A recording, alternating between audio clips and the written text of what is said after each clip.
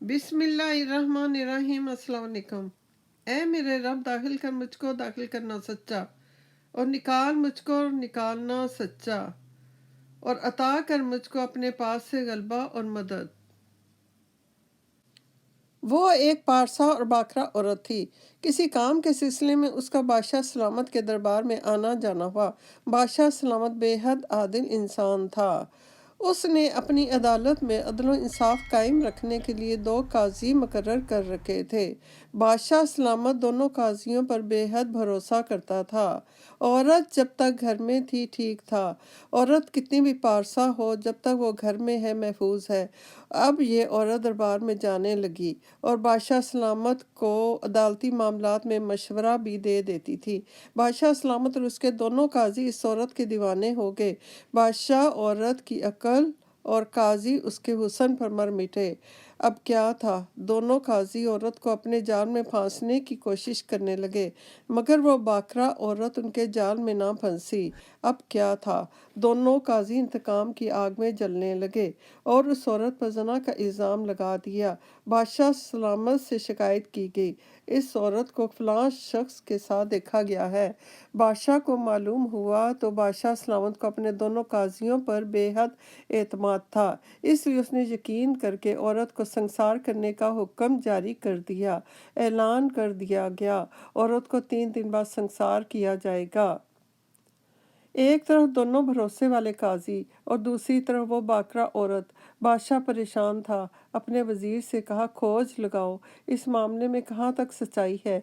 वजीर को भी कोई रास्ता सुझाई न दे रहा था। इस मामले की तह तक पहुंचना उसके लिए भी बेहद मुश्किल था।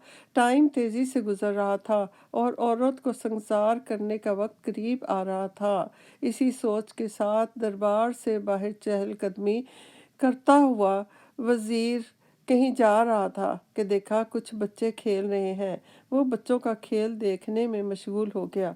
एक बच्चा जिसकी उम्र 12 साल थी, बादशाह बना। 2 नन्हे बच्चे काजी बने, यानी गवाह बने। एक नन्हा बच्चा औरत बना जिस पर इल्ज़ाम लगाया गया था। 2 सिपाही बने और एक वजीर। एक अदालत का सा समा था। नन्हे बादशाह के एक हाथ में तलवार और दूसरे हाथ में कलम था। उसने अपने सिपाहियों को हुक्म दिया कि एक काजी को दूर ले जाओ और दूसरे नन्हे काजी से गर्ज कर पूछा, बताओ, तुमने इस औरत पर जो इल्ज़ाम लगाया है, तुमने इस औरत को कहाँ, किसके साथ और किस वक्त देखा था। नन्हे काजी ने सब कुछ बता दिया। ठीक है, नन्हे बादशाह ने कहा, और अब इसको दूर ले जाओ और दूसरे काजी को मेरे पास लाओ। दूसरा काजी लाया गया। बादशाह ने गर्ज कर पूछा, अब तुम बताओ, तुमने इस औरत पर जो इल्ज़ाम लगाया है, तो तुमने इस औरत को गुनाह करते हुए कहाँ और किस वक्त और किसके साथ देखा। दूसरे नन्हे काजी ने बिल्कुल मुख्तलिफ जवाब दिया। दोनों के बयानात सुनने के बाद बादशाह सलामत एकदम उठ खड़े हुए, अल्लाह अकबर कहकर दोनों काजियों को गिरफ्तार करने और औरत को छोड़ देने का हुक्म दिया।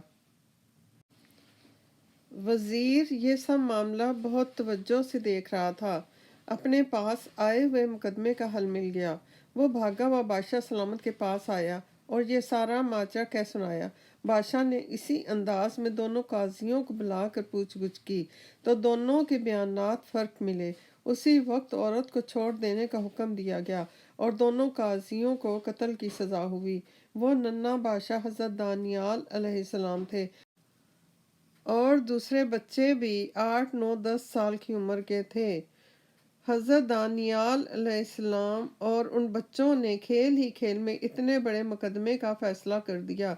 हज़रत अली अलैहिस्सलाम ने फरमाया कि हज़रत दानियाल अलैहिस्सलाम के वालिदैन बचपन में ही फौत हो गए थे। आप अलैहिस्सलाम बचपन में ही फ़हम फ़रासत और दानिशमंद थे।